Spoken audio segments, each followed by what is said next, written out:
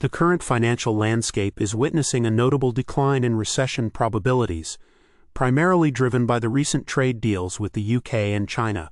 This development has contributed to one of the most robust market rallies since the COVID-19 pandemic, despite earlier fears of economic downturns. The easing of tariff-related risks, particularly with China, a critical trading partner for the U.S., has been a significant factor in boosting market sentiment. This shift comes amid a backdrop of previously lowered economic growth and earnings forecasts, which had initially sparked concerns among investors and analysts. Key players in this scenario include major financial markets, economists, and Wall Street analysts, who had been bracing for a potential recession due to indicators like rising delinquency rates and reduced consumer demand. However, the recent bullish market activity suggests a re-evaluation of these fears, as the reduction in tariffs is expected to alleviate some economic pressures. Despite the ongoing challenges, such as tighter monetary policy and slower economic growth, the market's resilience indicates a recalibration of risk assessments by investors, who are increasingly considering increasing their equity exposures. The broader impact of these developments is multifaceted. While the immediate market rally offers opportunities for investors to capitalize on equity gains, the underlying economic conditions still warrant cautious optimism. The interplay between fiscal policies, consumer behavior, and global trade relations will continue to shape the economic outlook. As such, financial strategists are balancing between enhancing portfolio performance and managing risks, with a keen eye on evolving macroeconomic indicators and geopolitical dynamics. Bitcoin is experiencing a significant resurgence in 2025, with its price surging over 120% in just a week, driven by strong technical signals, ecosystem expansion, and anticipation of a major update at the Consensus 2025 Summit. Currently trading at $1.28, up 18% in the last 24 hours, Bitcoin has shown remarkable recovery from its previous stagnation, where it was trading as low as 40 cents in April. The Relative Strength Index, RSI, at 61.77 indicates strong buying momentum, although slightly normalizing from a recent overbought peak. Meanwhile, the Moving Average Convergence Divergence (MACD) line suggests a modest bearish crossover, hinting at a potential temporary pullback or consolidation period. The Pi network has made significant strides with its unique mobile mining approach, requiring only smartphones and not energy-intensive computers, thus making mining more inclusive. Furthermore, users are incentivized through referral systems and token locking, which enhances long-term value. Despite these advancements, challenges remain, such as the impending token unlock of approximately 255 million Pi tokens between May 15 and June 6, which could exert supply-side pressure on the market. The absence of Pi coin on major exchanges also limits its liquidity and market validation. However, if Pi network can successfully execute its roadmap, particularly the open mainnet and expanded utility, it could transition from a speculative asset to a genuine wealth generation opportunity by 2030. Global market strategist Jim Thorne has articulated a transformative vision for the global economic order, emphasizing the strategic shift towards artificial intelligence, AI, precious metals, and digital currencies.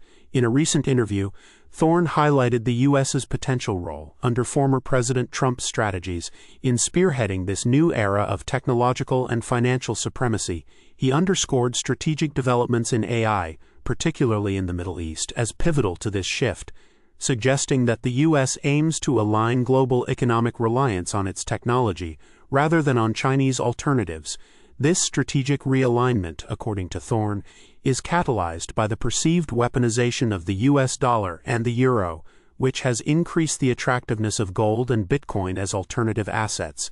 Thorne's analysis extends to a critical view of the European Union's economic future, suggesting its waning global influence due to regulatory constraints and internal diversity. He posits that the EU's era of economic dominance is nearing its end, necessitating a strategic pivot by the U.S. to maintain its global standing.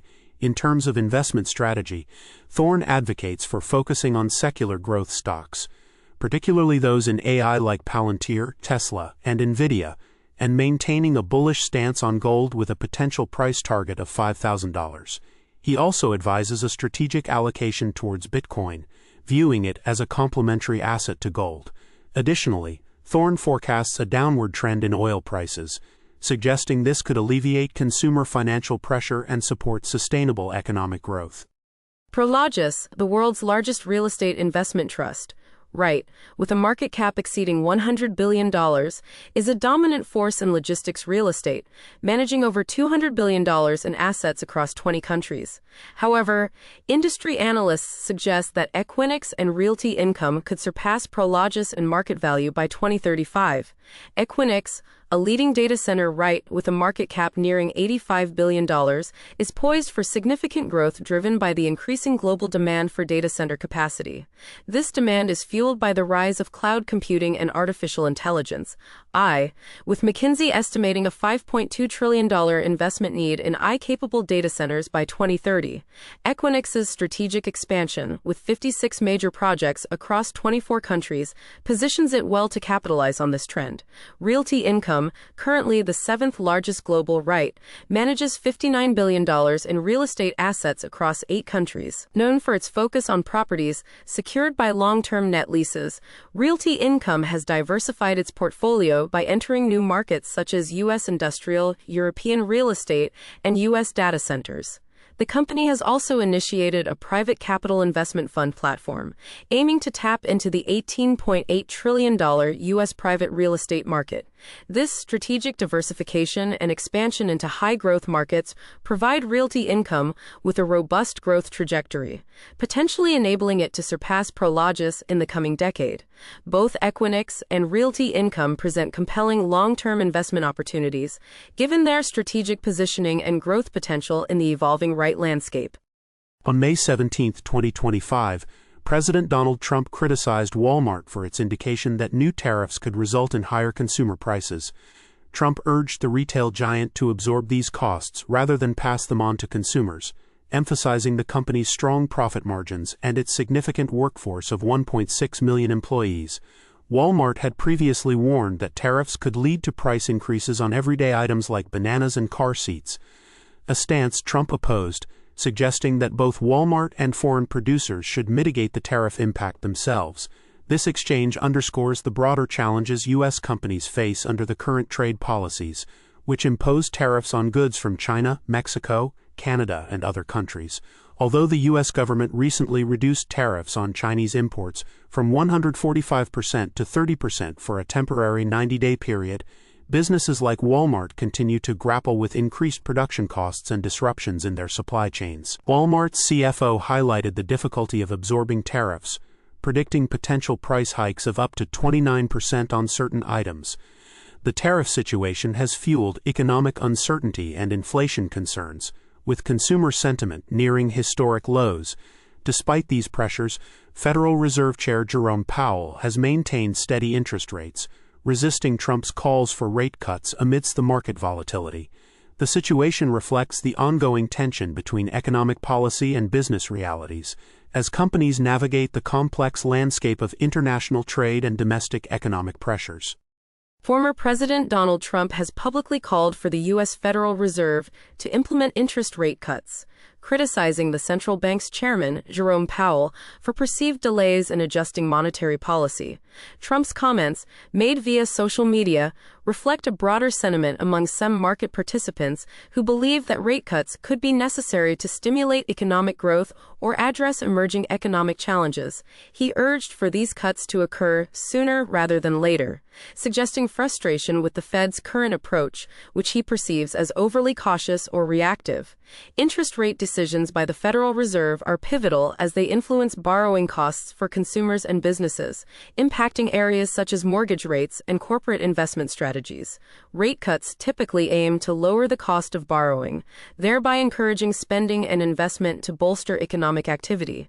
Trump's advocacy for immediate rate cuts implies a response to economic signals or forecasts that suggest a slowdown, though no specific economic data was cited to support this claim. The impact of Trump's statements on market sentiment and Federal Reserve policy remains uncertain. Historically, the Federal Reserve has maintained its independence from political pressures, focusing on data-driven decisions. However, public discourse from influential figures like Trump can sway market expectations and potentially influence the Fed's communication strategy.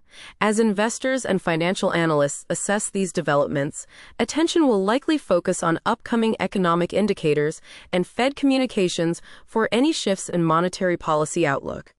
Canada has emerged as a leading force in the cryptocurrency and blockchain sectors, with Toronto becoming a significant hub for innovation, according to recent reports. This development is attributed to Canada's proactive and clear regulatory framework, which began with anti-money laundering guidelines in 2014 and has been consistently updated. This regulatory clarity has attracted companies like Robinhood, which recently acquired Canadian crypto firm Wonder FI, providing access to established platforms such as BitBuy and CoinSquare. Robinhood's crypto chief Johan Kerbrat emphasized the attractiveness of the Canadian market, projecting substantial growth in crypto users and revenue by 2025.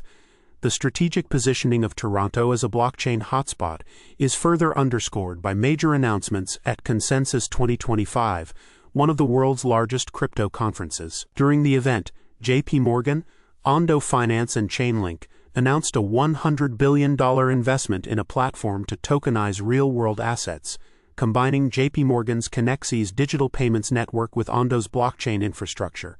This initiative marks a significant step towards interoperability between traditional banking systems and public blockchain environments, potentially transforming how treasuries are tokenized and settled. This move not only highlights Toronto's burgeoning role in the crypto landscape, but also signals a broader shift towards blockchain integration in traditional finance.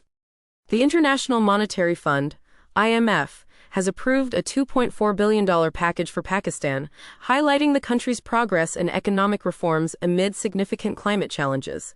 This package includes a $1.4 billion Resilience and Sustainability Facility, RSF, aimed at reducing Pakistan's vulnerability to extreme weather events, which have historically disrupted its economic stability. The IMF's support follows Pakistan's improved macroeconomic indicators, such as achieving a primary surplus of 2.0% of GDP in the first half of FY25 and a significant reduction in inflation to 0.3% in April 2025, allowing for substantial interest rate cuts by the State Bank of Pakistan. The approval comes after the IMF's first review of Pakistan's Extended Fund Facility, F, which aims to establish macroeconomic stability through fiscal discipline, tax reforms, and energy sector improvements. The RSF will focus on enhancing Pakistan's climate resilience by improving water resource management, disaster response coordination, and climate-related financial disclosures. Despite these advancements, the IMF cautions that Pakistan still faces risks from global economic uncertainties, geopolitical tensions, and domestic vulnerabilities. The IMF's backing underscores the critical nature of climate adaptation for Pakistan's long-term economic stability, particularly in the wake of past climate-related disruptions, such as the 2022 floods. During his visit to the United Arab Emirates (UAE), U.S. President Donald Trump announced a series of agreements totaling over $200 billion, aimed at bolstering economic and technological ties between the two nations. Among these deals, Etihad Airways committed $14.5 billion to purchase Boeing aircraft, further cementing the U.S. aerospace giant's presence in the Gulf region. Additionally, a significant focus was placed on artificial intelligence, with the U.S. and UAE agreeing to establish a U.S. UAE AI acceleration partnership and unveiling plans for a 5 gigawatts AI campus, which would be the largest of its kind outside of the United States. The agreements also include provisions for the UAE to import advanced AI chips from the U.S., a move that had previously been restricted due to national security concerns over potential technology transfers to China. The UAE's commitment to invest in U.S. data centers and align its national security regulations with those of the U.S. highlights the strategic importance of these deals. Moreover, the partnership is expected to enhance the UAE's capabilities in AI development, positioning it as a potential hub for technological innovation in the region.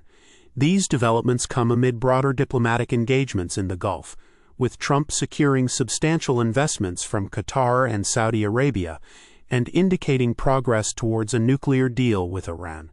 The agreements underscore the U.S.'s strategic pivot towards strengthening economic and technological alliances in the Middle East, reflecting a broader geopolitical strategy to counterbalance Chinese influence and enhance regional security cooperation.